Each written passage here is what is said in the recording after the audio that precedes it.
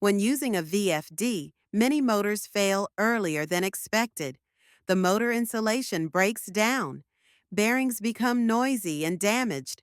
The system vibrates and overheats. This usually happens not because the motor is bad, but because of the electrical behavior of the VFD. One simple but critical solution is the output reactor. A VFD does not produce a pure sine wave like the electrical grid. Instead, it uses PWM switching. DC voltage is switched on and off at very high speed to imitate AC power. This creates very sharp voltage edges, very fast voltage changes. This is the root of many problems. The most dangerous effect is called dV/dt. It means the voltage changes extremely fast in a very short time. For example, the voltage can rise from 0 to 600 volts in only a few microseconds. Motor cables and windings act like a transmission line. This causes voltage reflection. As a result, voltage at the motor terminals increases.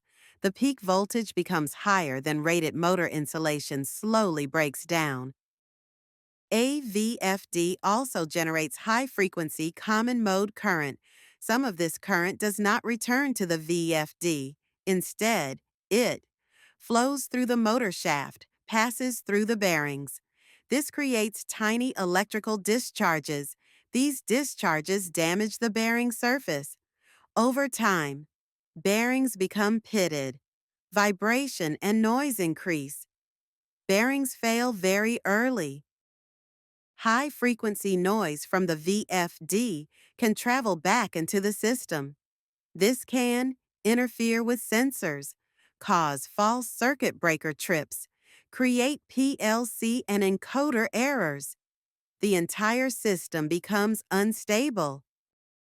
An output reactor has inductance. Inductance creates inductive reactance. The formula is XL equals 2 pi times frequency times inductance. The higher the frequency, the stronger the blocking effect.